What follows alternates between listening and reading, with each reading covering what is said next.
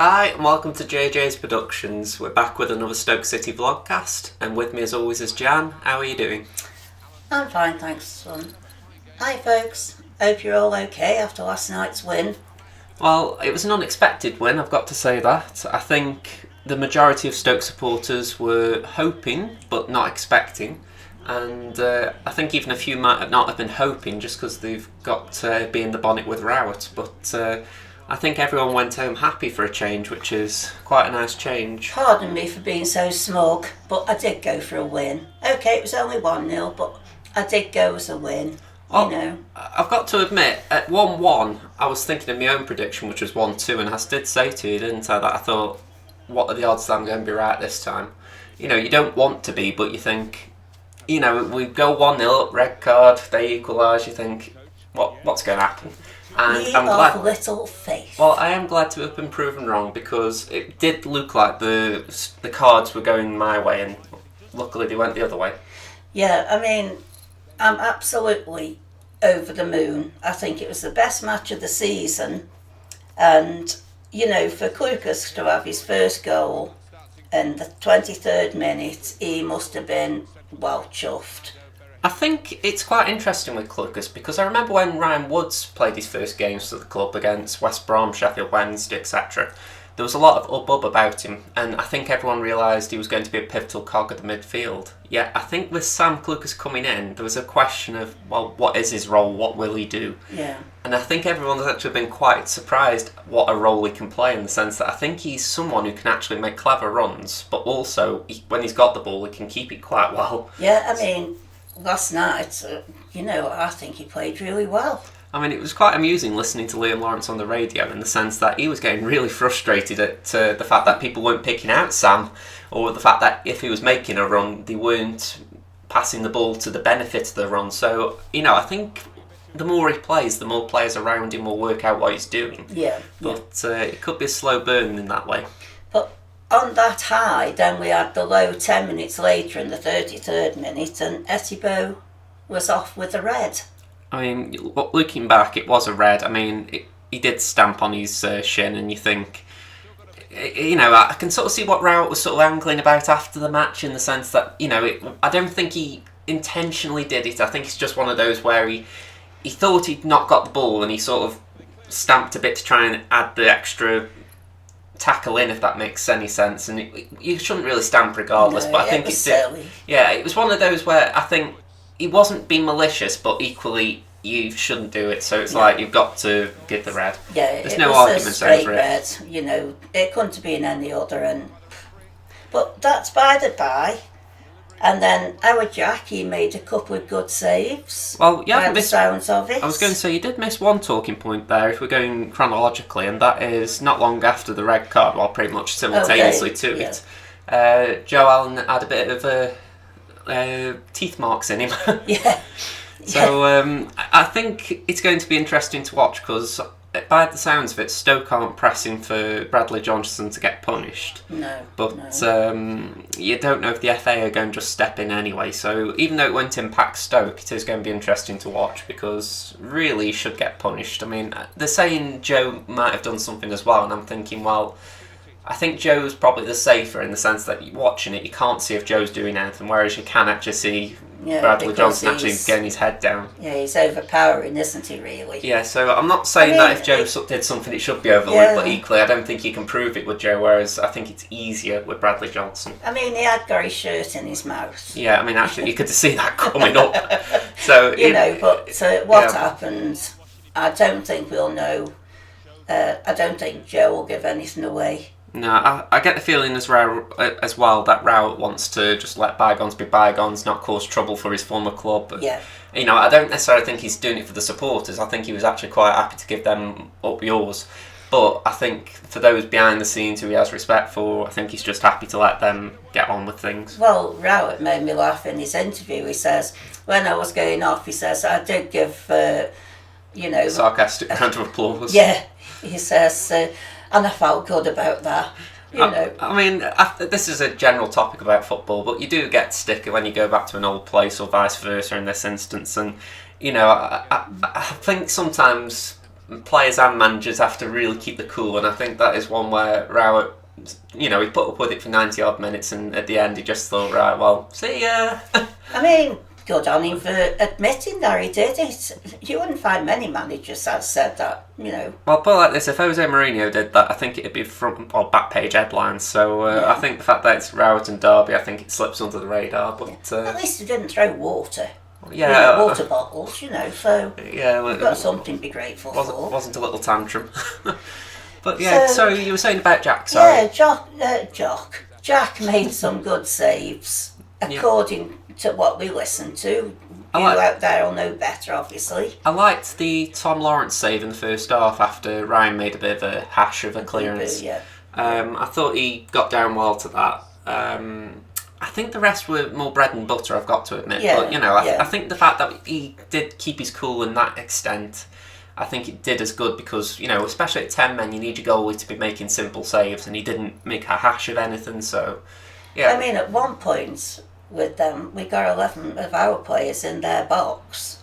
Oh, yeah, that was the one thing that did irritate me when, I think we got 10 or 11 back. I don't know what if we were down to 10 men at that point. But 10, sorry. Yeah, because Ettibo had gone off at that point. And I just remember hearing the commentators saying, all right, everyone's back, and then Jack claims the ball, and then less than a second or two later he's kicked it upfield, and I thought, who are you kicking it to, Jack? For? Maybe if you were there you can explain that moment to me a little clearer, but listening to it in the radio, you're thinking, have you just cleared that because you don't want to hold on to it? Again, I'm questioning Jack's distribution a little bit, but that's just because I think as much as you want a goalkeeper to be making saves, if you clear it to no one, you're just giving the ball back to someone. So it is something important for a goalkeeper to do. It's not being a Pep Guardiola passing it from the back fan. It's just do the simple things, right, fan? And for me, keeping the ball as a goalie is an important thing. Yeah, I mean, we just couldn't, obviously listening to the radio, we can't really comment on what happened there, but it just seemed a silly move. Yeah, I mean, like you say. Again, if you were there and you saw it and it's, the radio painted it differently than what you saw, please let us know, because I'd rather be corrected than be too harsh on Jack. Yeah, and, we're only going by the radio, as we say, and we can only go by what we hear. Yeah, so, like I say, please let us know. Anyway, as time goes on, here comes the 64th minute, and Tom Ince decides to up his goal tally. To be honest, right, I'm just moving past the goal for a second, but I actually loved the goal celebration because he went to the boothing end and he got to the ad boards, and it's as if he went to himself, well, I can't jump in there, otherwise I'm getting a booking. So he just sort of stopped and sort of went, okay, I'll celebrate here. It was as if the passion from the celebration stopped the moment he got to that ad board, and it was like, oh, okay. I don't want a booking. Yeah, it was such a dampening thing for him, I imagine. It is where I wish they'd change these rules and just loosen them a little bit. It's where, I'll tell you what, if they were to ever introduce other cards, like green cards, blue cards, whatever they're thinking, and orange cards, I think it would actually be a good use of them in the sense of, right, we're giving you a warning, and if you do it again, then you get a booking, something not to make it all so dramatic when you can't actually go in the crowd.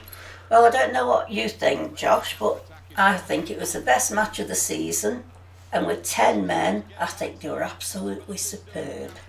What I would say is, I think it was the best result of the season, and I know that might sound like the same thing, but I think as far as performances go, we have got to see the next performances to see how it stacks up. Just in the sense that, yes, it was a good performance on the night, but what I am fed up of hearing all throughout this season is, this is the game that turns our season. I heard someone on Praise and Grumble talking about that, and I couldn't help but say, will you please shut up?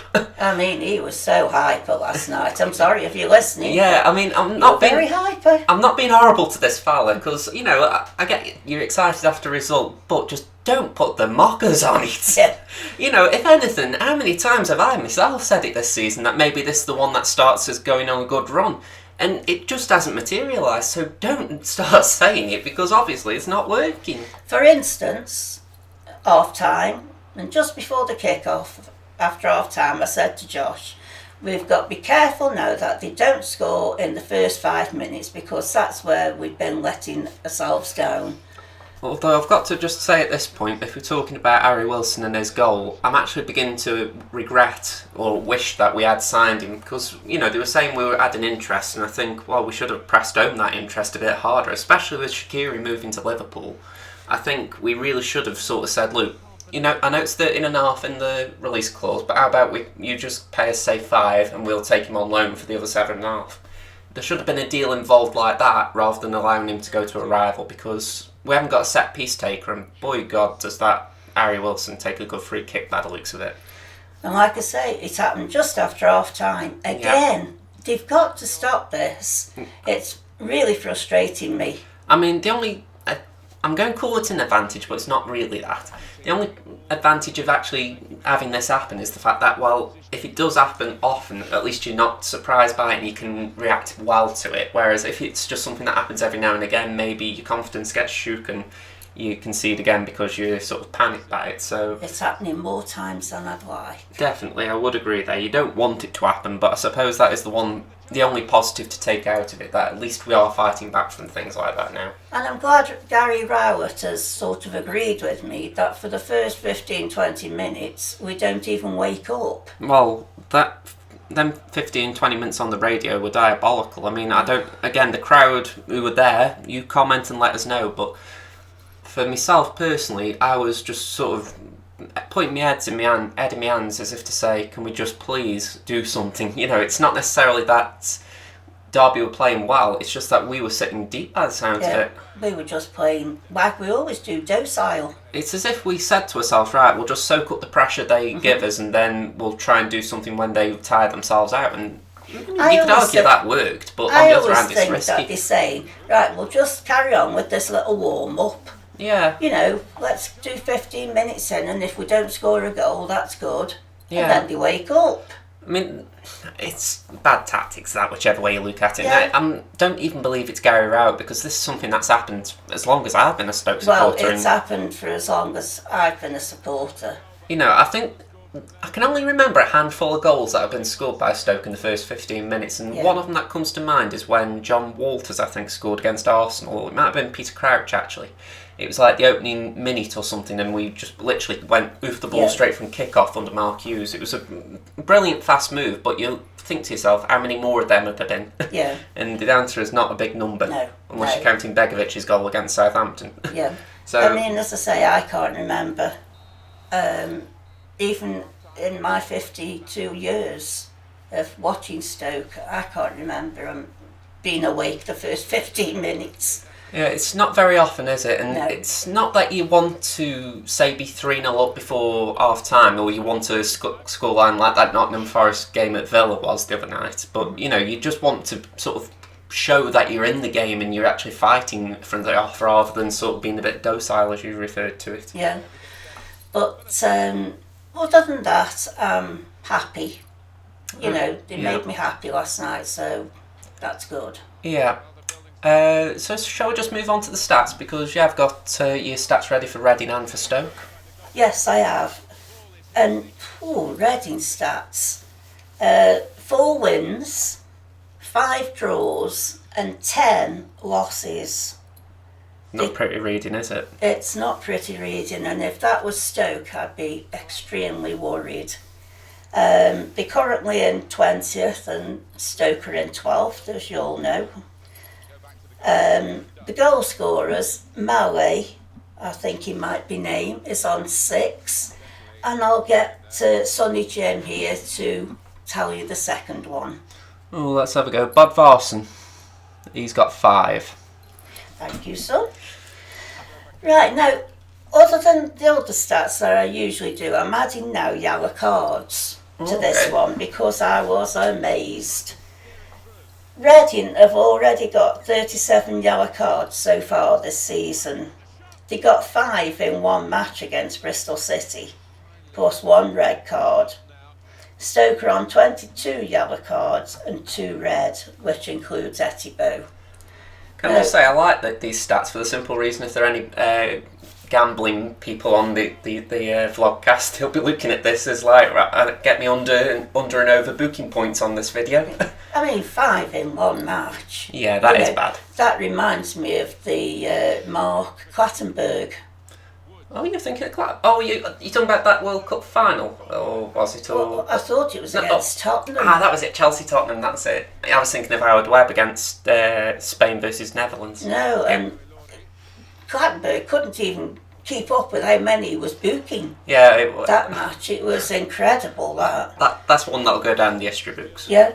So that's why I've done that stat this week, because I was absolutely amazed. Yeah, I mean, I'm surprised when you say it. I mean, to be honest, I'm looking at 22 yellow cards and 2 for Stoke, and I'm thinking, should that be higher? I mean, it's an interesting question, because I remember when we got rid of Mark Hughes and brought Paul Lambert in, I actually noticed a little rise in yellow cards. It was just like Lambert had instructed the team to be more aggressive. Who would you say was the most? What, for Stoke? Yeah. Peters? Joe Allen. That doesn't surprise me. I think, Peters was sort of like an edge back, because I know he goes in for tackles a bit like Rob Booth did. Yeah, no, it amazed me that it was Joe. I just think he goes under the radar a little bit, because he's little. He's little, and you think, he wouldn't commit a foul, would he? Well, yes, he does. I can imagine with Joe, it's a case that we have a bit of a thing with him where, he runs about, he's a bit headless chicken at times, and I can imagine sometimes he gets in late for a tackle, so that's where they come from. That's it, but I'll try and do that every week, because I do think they are interesting stats, then. I mean, I certainly want to guess that with Reading. I mean, if anything, I would have expected a certain number of bookings, just for the fact that, they're down at the bottom half of the table. I imagined they'd be fighting at the very least under Paul Clement. Yeah. But I wouldn't have expected so many. But then again, though, I don't know if our 22 is a high or a low. We'll have to look at the league as a whole to get some context. Well, that's what I thought. And the next matches, I'll start doing yellow cards, because I'm interested in it. Yeah. Just silly little facts that I am interested in. Yeah, fair enough. Okay. Right, let's get on to this Reading match. Yeah, getting the match preview. And I'll be honest, I think Reading are underperforming just a little bit. I feel like I'm digging them a little bit here when maybe I don't know the full picture, but I can't help but look at their squad and think to myself that compared to a lot of the teams in this league, I know a lot of their players. At least by name. Even if some have maybe been like Tyler Blackett, who played at Man United and then come down to Reading. You've got the likes of John O'Shea, who's had a Premier League career. Similarly, Leandro Bacuna played at Aston Villa, now he's here. You can't help but look and think, shouldn't these players just be doing a little bit better? I mean, I'm looking at John O'Shea, for instance. He isn't starting at the moment, or at least if he is, I haven't noticed. But shouldn't he be at least rubbing off on the team and sort of getting him up a little higher? I mean, he is a leader. Maybe not the leader that a lot of teams would want right now, but surely he's got that quality in him to make him go, right, come on, lads. Just boost the dressing room a bit. So. Well, you'd think so for the role he had with United, really. Well, Sunderland as well. I know they got relegated, but he was a big player for both of them. Yeah, he has been one of the central figures in them two teams, so you'd have thought he'd have rubbed off on Reading, but... Not to mention, I like Sam Bulldog, one of their strikers, and I'm actually surprised he hasn't hit it off yet. I mean... I think he scored 3. I mean, I'm just looking at how they lined up in this game, and I saw Bulldog on the left, and I thought, I don't know if he's playing there in real life or not, but he's not a left winger.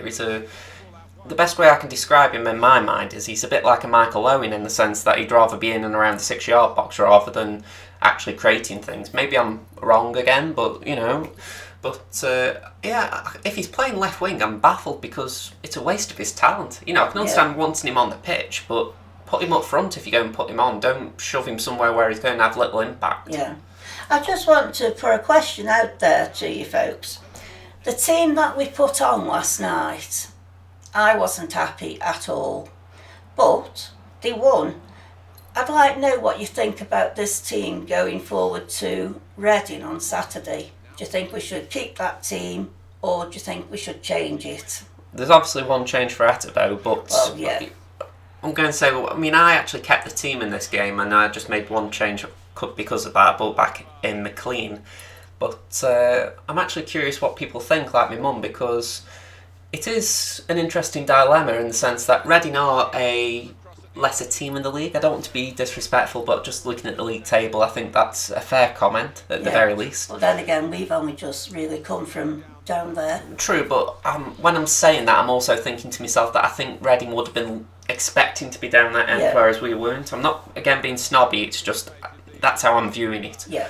And I'll let you off. Maybe the Reading fans won't. But yeah, I can't help but just wonder, should we be a little bit more attacking against Reading? Like Bojan wasn't even in the 18 yesterday, but should he be involved against Reading? It's questions that I think Rowett has got to answer, because one thing that would disappoint me if we had to move Clucas back inside is the fact that he seemed to do so well on the left. Yeah. So I would be disappointed for him if he had to move it back in the centre for that reason. I think Rowett will put McLean on. It would make sense as far as what Rowett's done so far. Or as Mr. Rowett calls him, Mackie. Yeah. So I'm assuming he will be on. But I think if he doesn't play to his full capacity, then lob Bojan on. Yeah, I mean, it's another option that hasn't been thought of that much, but it is there, is starting a Phobia and putting Berahino out there. But I'm not happy with that, because I think Berahino has done well up front on his own, and it's not that I particularly want a Phobia to be out of the side, but equally Berahino's doing well, so why break something that's not broken? That's it. I mean, fix something not broken. When you think we've got a winning team, but I honestly think he's going to change it again.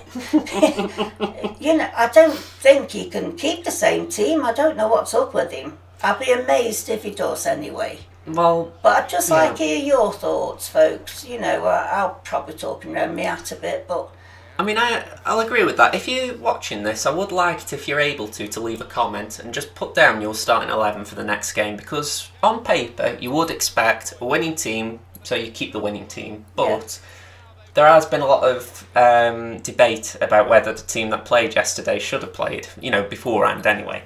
Well, I wasn't happy and you weren't. No, I mean, if anything, I thought Tom Edwards was very harsh to get dropped, but, Cuco Martina didn't play badly. So the way I look at it is, I'm happy to carry on with that same 11, but I am curious what other people think. So, like I say, if you're able to leave a comment, you're not watching on the television or something like that, if you can just get on your keyboard and just type in the players you think will play, let us know. Yeah, please. I'd like that. Okay, so we're at prediction time now, and I'm curious what you're thinking this time. I'm going to go with 2-1. Which way round? I mean 1-2. Sorry. I always put Stoke first. 1-2. So a win for Stoke, 2-1. Well, last time the pessimist in me won out, and we got a result, so I'm going to let the pessimist win out again for the simple reason why I changed things around on my end. I'm going to duff you. I'm going to go 1-1, in the sense that I'm thinking to myself that every time we talk about momentum, it's like I've watched Jack Butland's interview after the game, and he's talking about we need to keep building on it. And I think every time we have this morale speech where we say, right, this is the game, this is the one where we turn things around, we just fluff our lines in the next chance. So that's my thinking, that we're going to get a draw. It's not going to be the result anyone wants, but it's a point on the board. Mother's 1-2. Listen to Mother. I was right last night. I'm going to say I'm hoping for a win, don't get me wrong. It's like against Derby I was hoping for a win, but I've just got this horrible feeling that Reading are going to pull a shock. Me and you are going to end up having words. Hey, if we keep getting results, we can have as many words as we like. But yeah, so that's about it really. I mean, to be honest, I don't think there's much else to discuss. I mean, the only thing I've really got left to comment is actually an in-game thing, which is a silly thing, but I noticed when I was picking the team for this that Tom Edwards, Lasse Sorensen and Tyrese Campbell, they've now got their faces in the game a little bit more. It's not like on the screen as you see it, but it's actually just like when you're selecting players. And I know that's a silly thing to bring up at this point, but I do actually like the idea, because it's as if FIFA are actually recognising that they're in the first team now, or at least around it. Before that, the only youth player who sort of got that recognition was Ollie Shenton. Yeah. Although, saying that, Harry Suter did have a faced there as well, but I think that's from before we signed him, from when he was at Dundee. Yeah. So it's actually just nice to have Stoke players who've come through the youth academy actually now in the game. It makes you feel like youth players are actually in the squad. And I know I get requests from some subscribers to do a Stoke City season on FIFA 19, and I'm going to do it next year, but I like the idea that they're in the game, because it just means that if I do decide to do that, they can actually be in the team for the long run. So it's a personal thing. It's not related to anything to do with what we talk about in terms of the Derby result or the Reading game, but I can't help but be just proud of them three for the fact that they're making gentle progress in real life, and in the virtual life they've obviously just had a little boost as well. Yeah. Well, good luck to them. Yeah, so other than that, that's about it. And to be honest, the gameplay's still going, so we've actually run short a little bit, but it makes a change. So I'd like to thank you for watching. If you're enjoying the Stoke City Vlogcast, could you please give JJ's Productions a subscription? All you have to do is tick the button at the bottom right of the screen. It'll be the JJ's logo right now. Other than that, if you've liked this video, please leave it a like. And after that, all we've got to do is say, see you next time. Okay, folks. Nice talking to you. Enjoy the match on Saturday, and I hope it's worth the travel. See you, folks. Bye. Bye for now, everyone. I'll leave the video on until full time. See ya. Bye.